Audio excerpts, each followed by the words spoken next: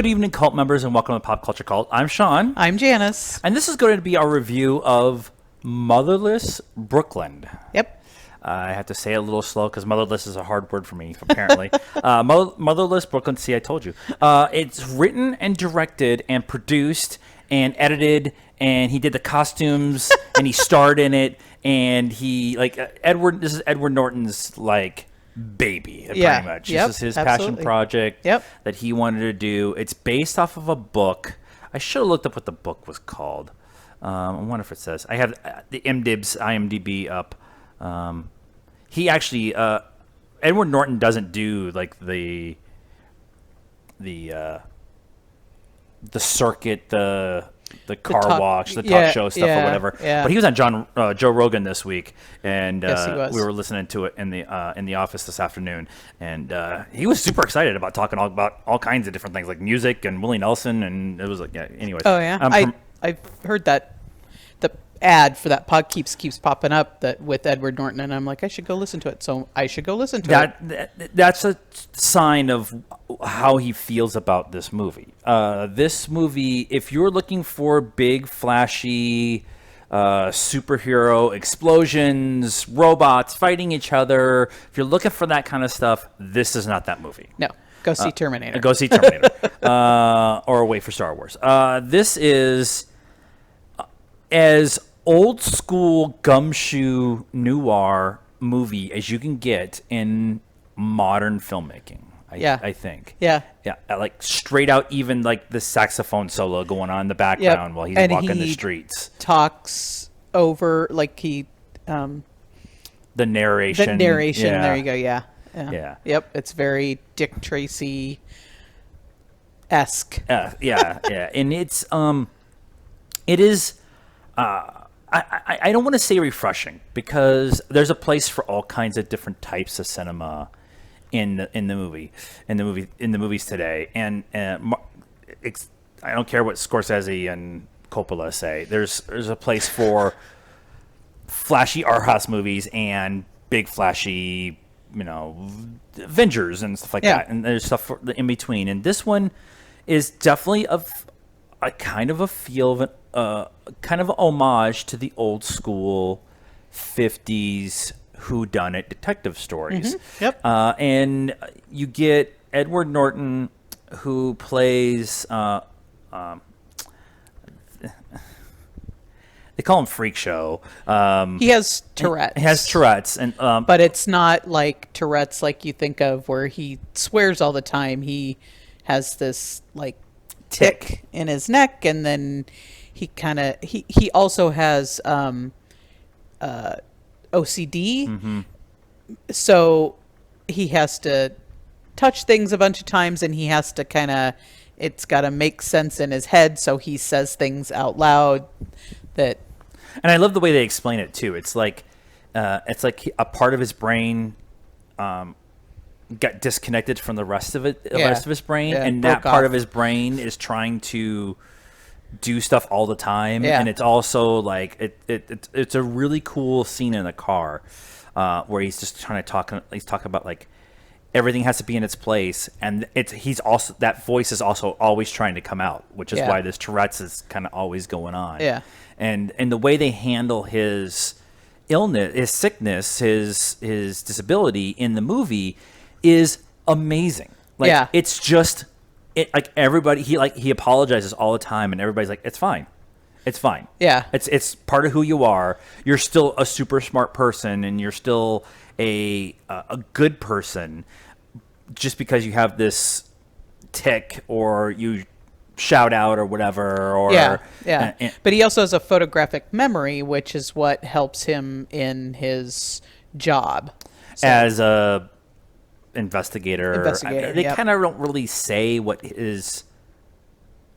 I mean, it's an investigation company that he works for. Right? But they also have a driver service to kind of legitimize the investigation service. The big bad in this movie is Alec. Well, okay. Don't spoil it. The big bad in this movie is Alec Baldwin. There you go. And he is despicable and undermining and likable and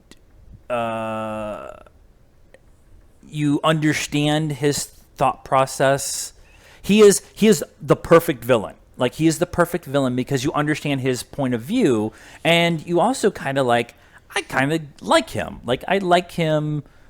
There's scenes where you're like, I would like to hang out and have a beer with him and talk to him about stuff and whatever. And then he does something and you're like, and that's like the worst thing that you could possibly do. And it's so well handled, his story arc, to coincide with the story arc that's going on with Lionel, which is Edward Norton's character, and it's going on with William Dafoe's character. Like, they're all interwoven with each other, and it's really kind of cool to kind of, you're always guessing, like, which is the point of a whodunit, right? You're not supposed to know at the beginning who done it, or you'd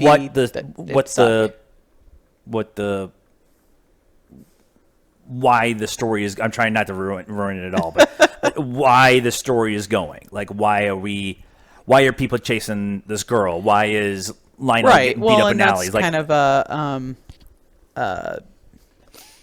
I wouldn't say a downfall, but something that you have to struggle with, right? If you've done it well, right, you can jump into the middle of this story, which is exactly what happens. You don't know why these two guys are sitting in a car, and you don't know why,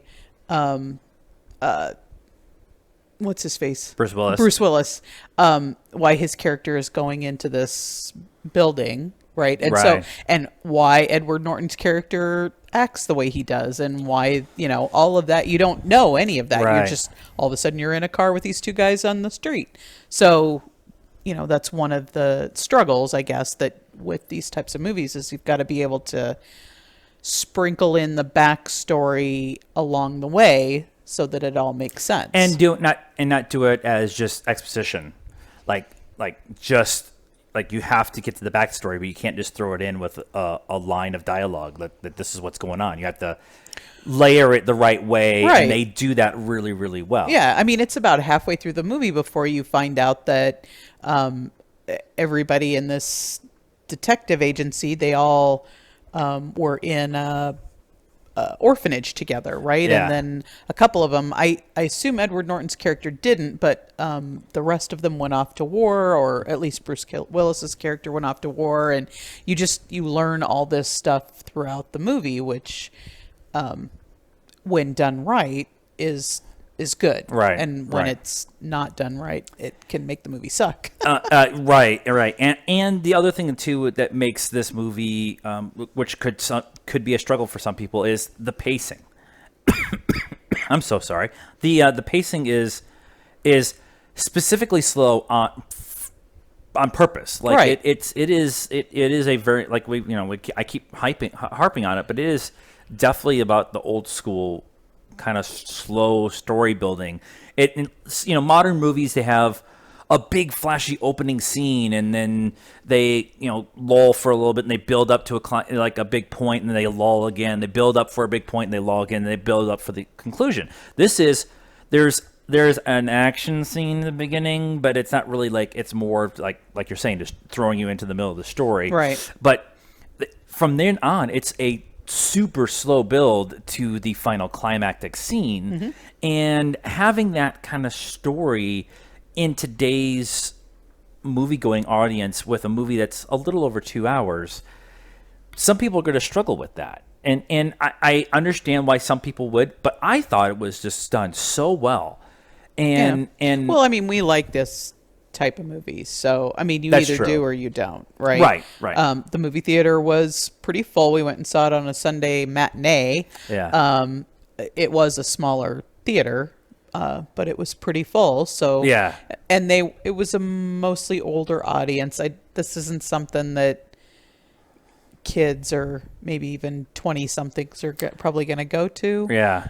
Again, not flashy, but it's a old school whodunit. Yep, and that's awesome, and yep. I love that, and it was totally worth the time to go see it, and to, especially since I know that Edward Norton, like Edward Norton is like on my top 3 favorite actors. Yeah.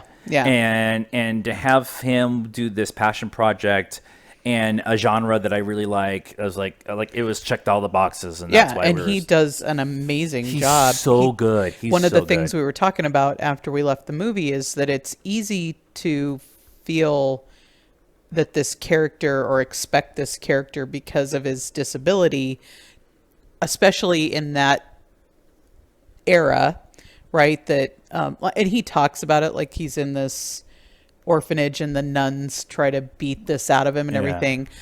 It's easy to expect him to be stupid's not a very nice, but slow, at least intellectually. And he isn't. He is very smart, and he's very much a normal person outside of the fact that he just will shout things out or do this twitch, or have to he has to touch somebody on the shoulder 3 times, or he has to close the door 3 times. But other than that, he's just and that's nice and refreshing. And if younger people would go see it, it would be nice to help them see that just because you have a disability doesn't make you slow or different, still a person. Yep. And there's an amazing 15 minutes scene in a jazz club from the we're thinking it's probably mid to late 50s. There's a 57 Chevy in it, so it's got to be late 70s or late 50s. But there's like a 15-minute scene inside a jazz club that's just straight out of they might have been from the 20s kind of feel, with the backlit, and it was almost black and white at times, and just it's so cool. I love this movie. Let's give it a score. I'm gonna give it a 4. I'm at a 4 as well, because we're so original around here. Go support movies like this. If you're gonna go watch big spectacle movies, it's cool to go support these movies too. Especially if you're one of those people that says they're only doing the same 5 stories every time. This is not a same 5 story. This is something very different, and that's why we wanted to do a review for it. So let us know if you are going to go see Motherless, Brooklyn. If Edward Norton is one of your favorite actors, let us know, and you'll get our support on that stance. Help us out by liking this video and subscribing to the channel. We're also on all the social media stuff, Facebook, Instagram. All the links to all that stuff is in the description down below. Down below. And until next time, if we don't see you again, good afternoon, good evening, and good night.